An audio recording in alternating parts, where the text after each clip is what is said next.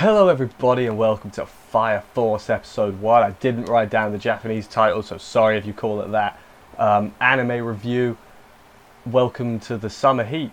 One thing I'll say about this show, I think they probably got most right in this first episode, and it's the thing they needed to get most right, obviously. And it's a good looking fire, didn't they? The fire looked good, so I mean it would be a bit embarrassing if they got that wrong, because it's fire, and it's kind of the main theme of the show. Not theme, but main thing, you know? Fire is pretty important. So, I'm going to go through the episode with my handy dandy notebook, which is a phone, and I will go through the episode, talk about it, get to the end, and end the video probably. I'll probably talk about it a bit more actually. I do like talking. It's why I do these videos, for you people. So, we begin the episode with a guy just exploding on a train, you know? I don't mean he set a bomb, he's not a terrorist or nothing, he just, side of his face explodes. Oh, not really the side, the whole face. Everything explodes on this train. And then there's a kid, who is our main character, just on the train station, and the train pulls up and abandons the carriage, the flaming carriage. Then a scary monster comes out, and then the firefighter force, triple Fs, man. How many times can you say F, not the F word, but F words in you know what I'm saying? Firefighters show up, and they're not like regular firefighters. They like use fire to fight fire. They're fighting fire with fire, literally. How many different people are going to say that joke in reviews and stuff? I hope it's all of them, because it's a good joke. I approve of it. But yeah, they're like special firefighters. They're the fire force, because they name the thing. But then there's a sister there for some reason. A sister being like a nun or whatever, not like his sister. And then the kid, who is our main guy, he saves her with his own fire powers. He has like jet boots, but not boots, just flame feet. Flame feet. That's a good thing. We'll call it that. Flame feet. And then he's like, "Hey, by the way, I'm joining the force. I'm the guy that's meant to join today." So, yeah, this first scene, really liked it. Immediately caught my attention. I was like, okay, fire looks good. Everything's about fire, and the fight scenes looked good. It is a fight scene. Yeah, what am I talking about? Fight scene looked good. So I got from immediately. I was like, I'm in. So, will they screw it up in this episode? I mean, not really, but there's some questionable things. No, I mean, depends. That depends on you. I thought it was good. I'll spoil it now. I thought it was good, but we'll continue with the episode. Kind of a little lull now, where they explain things, basically. We're at the Fire Cathedral, which is like a fire station and a cathedral put together. It's really clever like that. Main character name is Shinra. I wrote it down. He's the only one whose name I wrote down. It's episode 1. I'll learn people's names as we go. That's usually how this works. We get introductions to the captain and the guy with glasses. Then we find out that Shinra, his big old smile, his big old devil grin, it's because he's really tense and nervous. He just, smiles. I feel his pain. I sort of smile when I'm nervous, not quite to the extent of him, but I get what he's saying. So, I understand. He arrived at this place like, I'm gonna be a hero, and I'm like, okay, man. I'm not gonna say it's bad but there are a lot of shows where it's like, I'm gonna be a hero, and it's like, okay, I know what your goal is now. You're a guy who wants to be a hero. I've seen this before, but I'm sure it's gonna do something different with it. Hopefully, I mean, he's got an interesting backstory in that, and he's not like. We'll get there. So basically, there was an incident when he was younger. They briefly mention it here, and then go in further detail later. So I'll briefly mention it here, and then go into further detail later as well. Ain't that clever? But there's an incident where he was younger, which resulted in him being called a devil. So I assumed he lost control of his powers. It's not quite what happened, but we'll get there.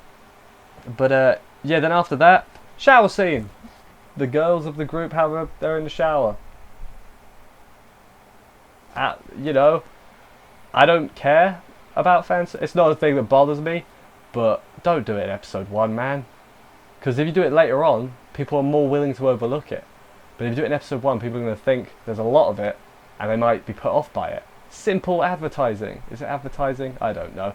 Like I said, it doesn't bother me. I've seen many anime, so This is not something that's going to bother me, and it shouldn't bother you either.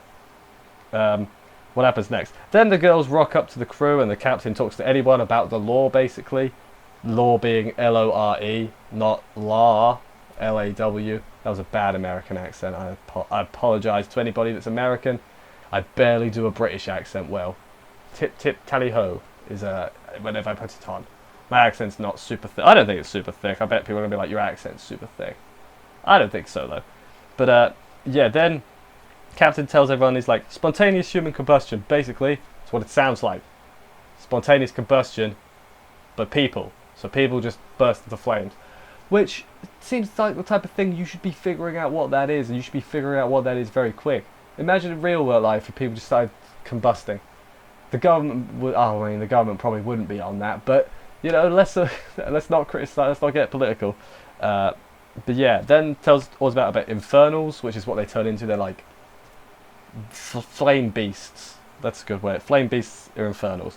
And then he basically goes over it. He's like, our job is basically to save humanity, find out what's causing this, deal with any that show up. There was another goal as well. I've forgotten it because notes are hard, man. Come on. Nighttime now, and he's in bed in the dorms, and the flashback. We don't really see what happens in the flashback though. I assumed that he killed his brother and his mum, but he didn't. We find out later. He also told his mum, I assume it was the same day, he's like, I'm going to become a hero. She had a cool cape and everything. But then while he's dreaming, I guess, the alarm goes off and the crew all suits up. They set out to go and deal with an infernal at the, I was going to say the government, not government, I was going to say gas station, but that's not right either. It's like a factory worker, that's what it is. Factory worker's wife or whatever. Factory chairman's wife. Factory something's wife. Factory wife. So last bit, they head in, there's a big old wall of flames in front of him, and he gets like, not PTSD, but he like drops to his knees and that. Maybe it is PTSD, I don't know the correct terms or whatever. But because he's got friends now, the others are like, okay, calm him down, we're a team, we're going to work together. One of them clears a path because they have like, what's the word? The thing where you can control fire, I can't remember what it's called. I'm sorry, I'm a failure. Move the flames so they can get to the thing. Then the Infernal smacks Shinra, main character Kun, and we get proper flashback of his mum and his brother's death.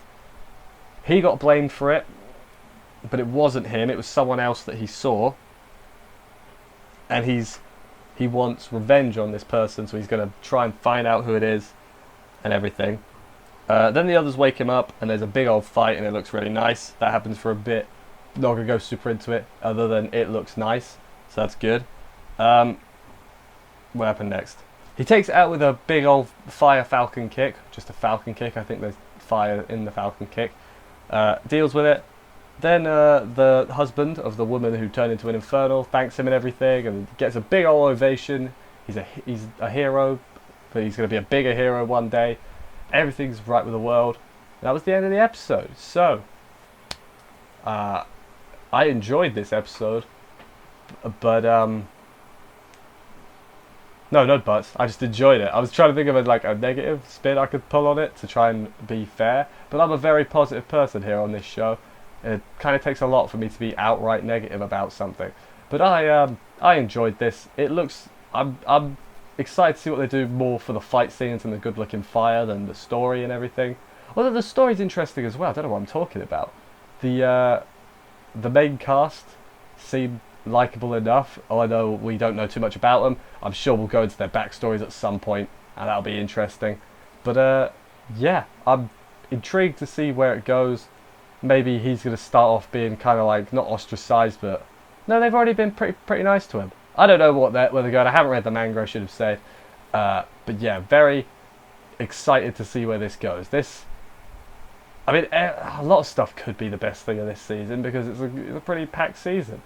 But yeah, let me know what you guys thought about this and everything, and if you enjoyed it and all that other good stuff.